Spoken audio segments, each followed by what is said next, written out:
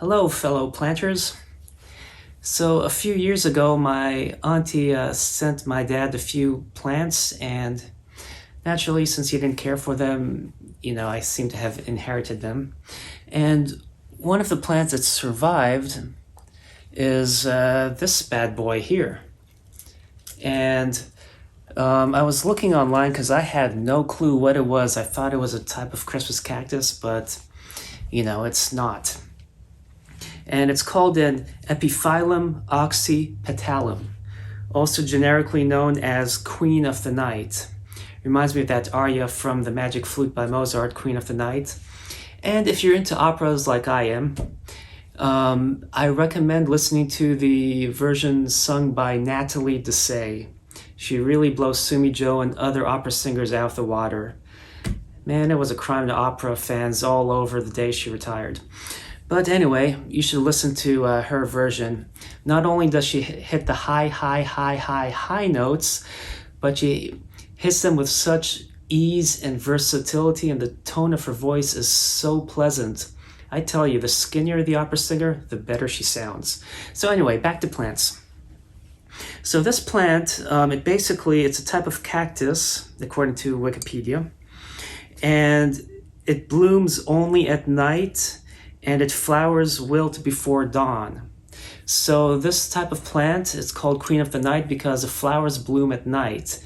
And unfortunately, I was up in Jersey last year and I got to see my aunties having flowers on them, but I don't have any flowers on mine to show you. Now, I was reading about it the other day, and I guess not really on Wikipedia, on some other website.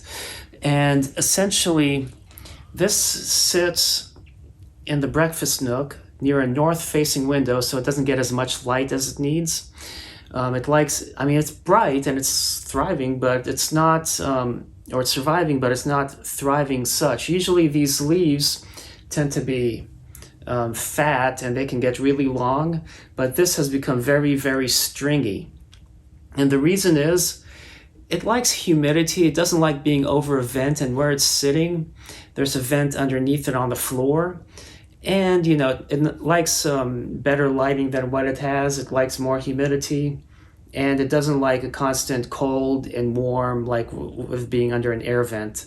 So unfortunately, I don't have any flowers or nicer specimen to show you, but this thing is growing nicely, although not ideally, because ideally we want it to flower. And they recommend a pot with drainage.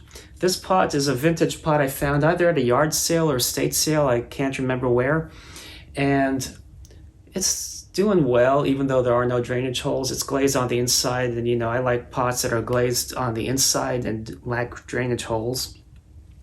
Now you see here how this part is clean. I started to clean this and I'm like, I like the worn out look, but I'm now looking at this and thinking it might look nicer that way. So I don't know, maybe if I ever take this plant and repot it, I may clean this and restore the pot to looking back the way it did versus the dirty look. If you prefer it this way or that way, give me your opinion. That would be great if you can leave a comment about that, because it would be nice to know what other people think, everyone else's tastes and everything. Anyway, I hope you enjoyed this video, and if you don't have one of these Queen of the Nights, you might want to get one and add them to your collection. And happy planting, and don't forget to subscribe. Cheers.